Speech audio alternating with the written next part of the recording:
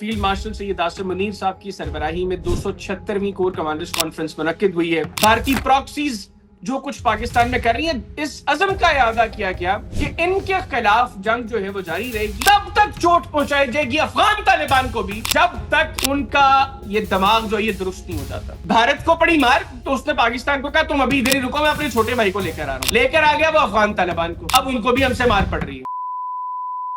बिस्मिल्लाहिर्रहमानिर्रहीम, अस्सलाम वालेकुम। आप देख रहे हैं आजाद डिजिटल, मैं हूं हैदर हयात खान। खबरें दो हैं बड़ी अहम है। एक तो फील्ड मार्शल सैयद आसिम मुनीर साहब की सरबराही में 276वीं कोर कमांडर्स कॉन्फ्रेंस मुनक्किद हुई है। बड़ा वाज़ेह पैगाम इसके अंदर दुश्मनों को दिया गया है, भारत को, अफगानिस्तान को। चीजें क्या है मैं इस वीडियो के अंदर आपको तफसीलन बताऊंगा। इसके अलावा बात करेंगे जियारत में पुलिस चौकी पर हमला हुआ है, जिसके नतीजे में 9 अहलकार शहीद हुए हैं, जबकि 15 दहशत गर्दों को वासिल जहन्नुम किया गया है। तो अब किस तरह की कार्रवाइयां मुस्तकबिल करीब में हो सकती हैं, ये मैं आपको इस वीडियो के अंदर बताऊंगा। पहले तो बात करें कोर कमांडर्स कॉन्फ्रेंस के हवाले से। फील्ड मार्शल सैयद आसिम मुनीर साहब की सरबराही में रावलपिंडी में 276वीं कोर कमांडर्स कॉन्फ्रेंस मुनक्किद हुई, जिसके अंदर आगाज में जो शहदा है उनके लिए दुआ की गई, और उसके बाद जो दहशत गर्दी का सामना है पाकिस्तान को, और उसमें जो दुश्मन कुव्वतें इसमें मुतहर्रिक है पाकिस्तान के खिलाफ, उनके हवाले से गुफ्तगू की गई कि किस तरीके से अब उनका कला कमा करना है। जो फितना और हिंदुस्तान जो कुछ पाकिस्तान में कर रहा है, भारतीय प्रॉक्सीज जो कुछ पाकिस्तान में कर रही है, इस अज़म का इरादा किया गया कि इनके खिलाफ जंग जो है वो जारी रहेगी और इनका मुकम्मल जो है वो खात्मा किया जाएगा। फिर भारत जो आबी जारहियत कर रहा है पाकिस्तान के खिलाफ, जो उसने इंडस वाटर ट्रीटी को हेल्ड इन एबेंस किया, अब पाकिस्तान ने उस हवाले से भी एक बड़ी एग्रेसिव जो है वो पॉलिसीज बनाई है, और पाकिस्तान जिस अंदाज में इस मुकदमे को ग्लोबली हाईलाइट कर रहा है, देखिए ऑप्शंस बहुत ज्यादा हैं, तो gradually step by step Pakistan चल रहा है ताकि तमाम ऑप्शंस को एग्जॉस्ट करके पहले दुनिया के सामने अपना मुकदमा रख दिया जाए, ताकि ये जो घटिया बेगैरत दुश्मन है हमारा, ये अगर फिर भी बाज ना आए तो पाकिस्तान जब इनको अटैक करेगा, जलवे दिखाएगा फतह 3 और फतह 4 के, तो दुनिया के सामने पाकिस्तान का केस एस्टैब्लिश्ड हो। तो उसके ऊपर भी जो है वो गुफ्तगू की गई कि भाई ये लाइफलाइन है और इसके ऊपर पाकिस्तान किसी तरह का कोई कॉम्प्रोमाइज नहीं करेगा। फिर बात हुई अफगानिस्तान से मुताल्लिक, जहां पर इस वक्त अफगान तालिबान रजीम जो है वो मुसलसल अपनी सरजमीन को ऑफर कर रही है कि भाई आओ इसको पाकिस्तान के खिलाफ इस्तेमाल करो, हमें डॉलर्स दो, हमारे मुंह में डॉलर्स डालो और आओ और हमारी सरजमीन को पाकिस्तान के खिलाफ इस्तेमाल करो। आपको याद होगा मैंने अपने पिछले वीलॉग्स में 2-3 बड़ी अहम बातें की थी। एक तो जो नेक्सस है वो किसी से ढका छुपा नहीं है, अफगान तालिबान का और भारत का पाकिस्तान के खिलाफ। जिस तरीके से ये लोग उनको दहशतगर्द कहते थे पहले, ये दहशतगर्द कहते मुंह नहीं थकते थे भारतीयों के, इनको रेड कारपेट दिया जब अमीर मुत्तकी ने दौरा किया भारत का, तो भारत ने रेड कारपेट दिया किसको? जिसको वो पहले दहशतगर्द कहता था। मकसद क्या था? उनको अंदाजा हो गया कि इनको डॉलर्स चाहिए, इनका मकसद और कोई नहीं है। भारतीयों ने उनके मुंह में डॉलर्स दिए, अब वो भारतीयों के लिए सब कुछ करने को तैयार। तो जनाब, वैसे तो ये लिबादा ओढ़ कर बैठे हुए ना इस्लाम का, आलम ये है, और ये मैं बात पहले अपने वीलॉग्स में कर चुका हूं, कि जिस दारुल उलूम देवबंद का दौरा किया मुल्ला अमीर मुत्तकी ने दौरा भारत के दौरान, उसको भारत में हिंदू रक्षा दल गिराने की, डिमोलिश करने की बात कर रहा है, धमकियां दे रहा है, और अफगान तालिबान खामोश है, क्योंकि मतलब कोई नहीं है उनका दीन से। ये सिर्फ लिबादा ओढ़कर बैठे, बुनियादी तौर पर जमीन फरोश लोग हैं।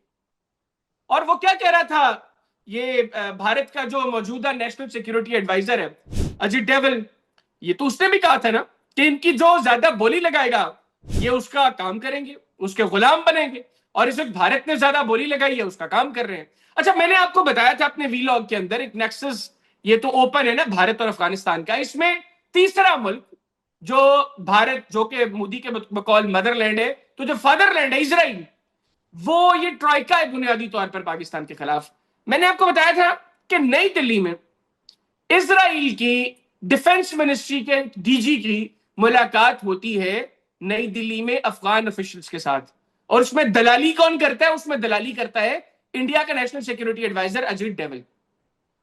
फिर बता दो, नई दिल्ली के अंदर एक मीटिंग होती है کوئی 1.5-2 ہفتے قبل, جو بھارت کی دلالی میں ہوتی ہے, اور اسرائیل کے ڈیفنس منسٹری کے ایک ڈی جی اسرائیل سے فلائی کر کے بھارت آیا, اور یہاں سے افغان افیشلز جو ہیں اب یہ کر کیا رہے ہیں, یہ بنیادی طور پر افغانستان کے اندر پاکستان کے خلاف وہاں پر ان کو اسلحہ دے رہے ہیں, ان کو جو ہے یہ اسرائیلی ڈرونز پرووائڈ کر رہے ہیں تاکہ آپ ان کا استعمال کریں پاکستان کے خلاف.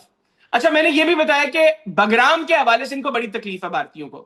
بگرام میں بنیادی طور پر انہوں نے اپنے ڈرونز بھیجے اور افغانیوں کو کہا کہ ان کا استعمال کریں پاکستان کے خلاف, اور ہم لوگوں نے, ہمارے شاہینوں نے وہاں پر جا کر سٹرائک کی, تباہی بچائی, اور وہ اسلحہ جو امریکہ چھوڑ کر گیا اس میں سے کچھ اسلحہ تباہ کیا.